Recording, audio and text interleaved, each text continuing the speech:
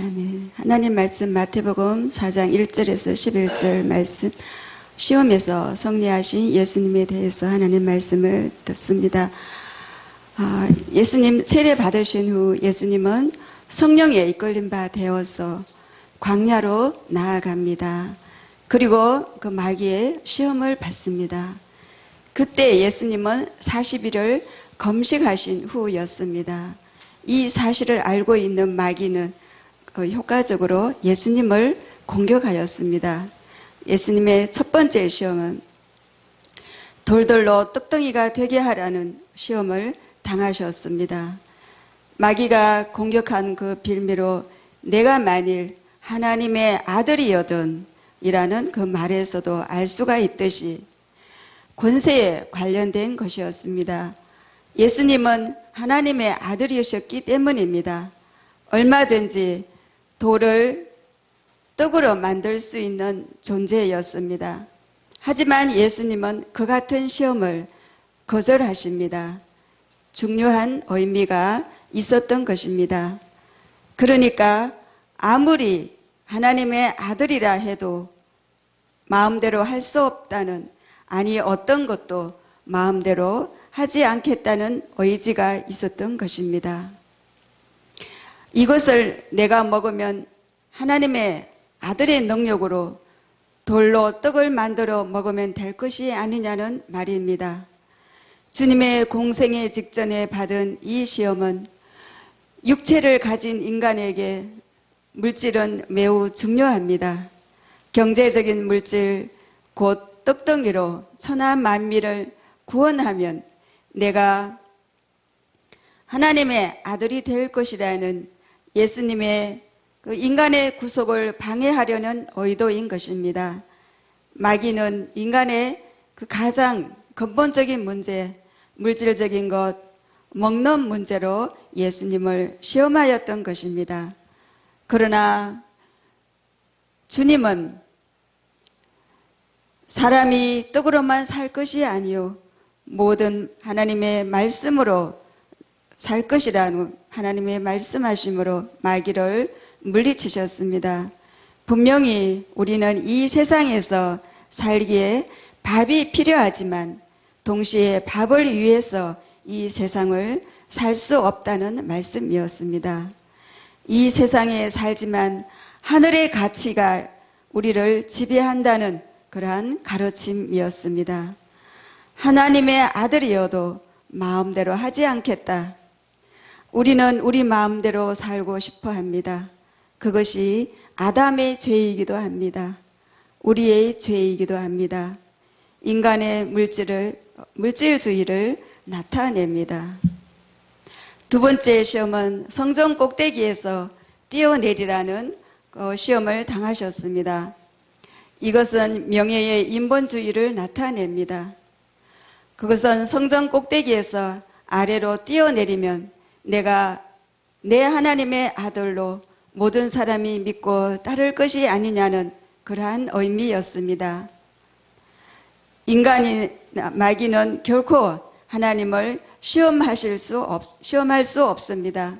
마귀는 하나님의 말씀을 교묘히 그릇되게 사용하여서 인류의 시조인 아담과 하와도 꾀임으로 속였음을 압니다.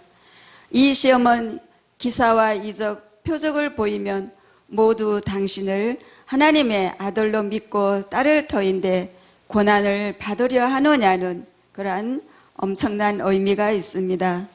구속의 십자가를 외면하라는 그러한 꾀임입니다. 사실 매력적인 시험입니다. 이 시험의 핵심이 말하는 것을 드러내기 때문입니다.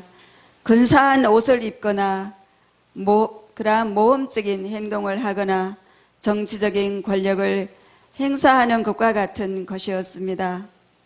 한 번에 모든 사람들을 주목하게 할 수 있는 그러한 퍼포먼스였습니다. 이 행위는 예수님을 충분히 세상의 주목을 받을 만하였습니다.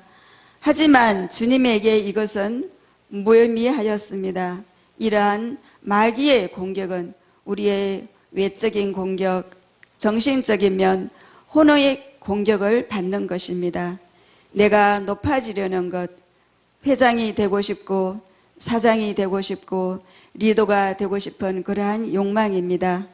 하나님 나라는 무엇을 덜어내려는 그러한 노력이 아니라 겨자씨가 자라서 새가 깃드는 나무가 되는 것처럼 자연스러운 것이기 때문입니다. 주님의 대답은 간단했습니다. 주 너의 하나님을 시험하지 말라. 예수님은 오직 말씀으로 사단을 물리치셨습니다. 내 안에 하나님 나라가 이루어졌는지를 나 자신을 살펴야 합니다. 하나님 나라는 노력하는 것이 아니라 임하는 것이기 때문입니다. 하나님의 자녀됨의 표징이기 때문입니다. 세 번째 시험은 천하 만국과 그 영광으로 유혹하는 그러한 시험을 당하셨습니다.